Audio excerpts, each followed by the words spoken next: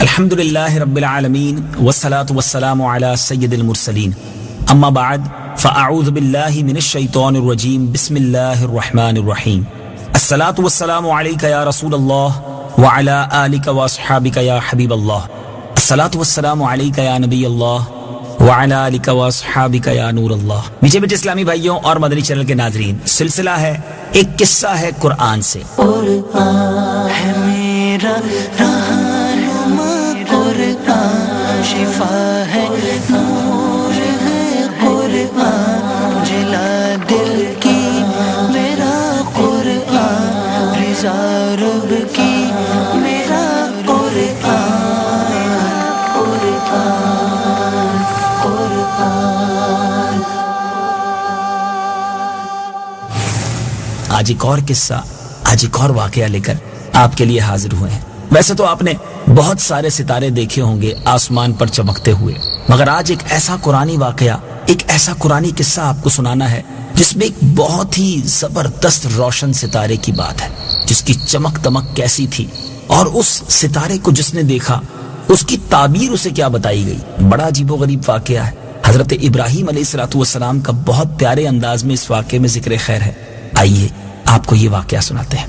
مفسرین کا بیان ہے کہ نمرود بن کنعان بڑا جابر بادشاہ تھا۔ سب سے پہلے اس نے تاج شاہی اپنے سر پر رکھا۔ اس سے پہلے کسی بادشاہ نے تاج نہیں پہنا تھا، بلکہ یہ لوگوں سے زبردستی اپنی پرستش کرواتا تھا۔ کاہن اور نجومی اس کے دربار میں بکثرت اس کے قریب رہا کرتے تھے۔ نمرود نے ایک رات یہ خواب دیکھا کہ ایک ستارہ نکلا اور اس کی روشنی میں چاند، سورج وغیرہ سب ستارے بے نور ہو کر رہ گئے۔ کاہنوں اور نجومیوں نے اس خواب کی یہ تعبیر دی کہ ایک ایسا فرزند پیدا ہوگا کہ جو تیری بادشاہی کے زوال کا باعث ہوگا۔ یہ سن کر نمرود بے حد پریشان ہو گیا اور اس نے یہ حکم دے دیا کہ جو بھی بچہ پیدا ہو، جو بھی لڑکا پیدا ہو، اس کو قتل کر دیا جائے۔ اب اس شہر میں ہزاروں بچے قتل کر دیے گئے، مگر تقدیرات الہیہ کو کون ٹال سکتا ہے۔ اسی دوران حضرت ابراہیم علیہ السلام پیدا ہو گئے اور بادشاہ کے خوف سے ان کی والدہ نے شہر سے دور پہاڑ کے غار میں ان کو چھپا دیا، اور اس غار میں چھپ کر آپ کی والدہ آپ کو روزانہ دودھ پلایا کرتی تھی۔ بعض مفسرین کا قول ہے کہ 7 برس کی عمر تک، اور بعضوں نے یہ تحریر فرمایا کہ 17 برس تک آپ اسی غار میں پرورش پاتے رہے۔ اس زمانے میں عام طور پر لوگ ستاروں کی پوجا کیا کرتے تھے۔ ایک رات آپ علیہ السلام نے زہرہ یا مشتری ستارے کو دیکھا تو قوم کو توحید کی دعوت دینے کے لیے آپ نے بڑے ہی نفیس اور دل نشین انداز میں لوگوں کے سامنے کچھ اس طرح تقریر فرمائی کہ اے لوگو، کیا ستارہ میرا رب ہے؟ پھر جب وہ ستارہ ڈوب گیا تو آپ نے فرمایا کہ ڈوب جانے والوں سے میں محبت نہیں رکھتا۔ پھر اس کے بعد جب چمکتا چاند نکلا تو آپ نے فرمایا کیا یہ میرا رب ہے؟ مگر جب وہ بھی غروب ہو گیا تو آپ نے فرمایا کہ اگر میرا رب مجھے ہدایت نہ فرماتا تو میں بھی انہی گمراہوں میں سے ہوتا۔ پھر چمکتے دمکتے سورج کو دیکھا تو آپ نے فرمایا یہ تو ان سب سے بڑا ہے، کیا یہ میرا رب ہے؟ تو پھر جب یہ بھی غروب ہو گیا تو آپ نے فرمایا کہ اے میری قوم، میں ان تمام چیزوں سے بیزار ہوں جن کو تم خدا کا شریک ٹھہراتے ہو، اور میں نے اپنی ہستی کو اس ذات کی طرف متوجہ کر لیا ہے جس نے آسمانوں اور زمینوں کو پیدا فرمایا ہے۔ بس میں صرف اسی ایک ذات کا عابد اور پجاری بن گیا ہوں، اور میں شرک کرنے والوں میں سے نہیں ہوں۔ پھر ان کی قوم ان سے جھگڑا کرنے لگی تو آپ نے فرمایا کہ تم لوگ مجھ سے خدا کے بارے میں جھگڑتے ہو، اس خدا نے مجھے ہدایت دی ہے اور میں تمہارے جھوٹے معبودوں سے بالکل نہیں ڈرتا۔ سن لو، بغیر میرے رب کے حکم کے تم لوگ میرا کچھ نہیں بگاڑ سکتے۔ میرا رب ہر چیز کو جانتا ہے، کیا تم لوگ میری نصیحت کو نہ مانو گے؟ اس واقعے کو بڑے ہی خوبصورت انداز میں قرآن مجید میں کس طرح بیان کیا گیا ہے، آئیے قرآن پاک کی آیات سنیے اور پھر اس کا ترجمہ سنیے۔ فلما جن عليه الليل رأى كوكبا قال هذا ربي فلما أفل قال لا أحب الآفلين۔ ترجمہ، پھر جب ان پر رات کا اندھیرا چھایا تو ایک تارا دیکھا، فرمایا کیا اسے میرا رب ٹھہراتے ہو؟ پھر جب وہ ڈوب گیا تو فرمایا میں ڈوبنے والوں کو پسند نہیں کرتا۔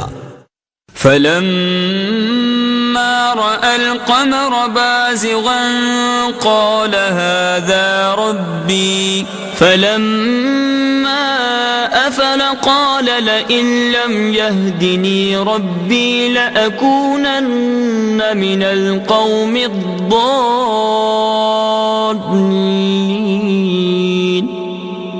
ترجمہ: پھر جب چاند چمکتا دیکھا تو فرمایا کیا اسے میرا رب کہتے ہو؟ پھر جب وہ ڈوب گیا تو فرمایا اگر مجھے میرے رب نے ہدایت نہ دی ہوتی تو میں بھی گمراہ لوگوں میں سے ہوتا. فلما رأى الشمس بازغة قال هذا ربي هذا أكبر فلما أفلت قال يا قوم إني بريء مما تشركون. ترجمہ: پھر جب سورج کو چمکتا دیکھا تو فرمایا کیا اسے میرا رب کہتے ہو؟ یہ تو ان سب سے بڑا ہے. پھر جب وہ ڈوب گیا تو فرمایا اے میری قوم میں ان چیزوں سے بیزار ہوں جنہیں تم اللہ کا شریک ٹھہراتے ہو. إني وجهت وجهي للذي فطر السماوات والأرض حنيفا وما أنا من المشركين.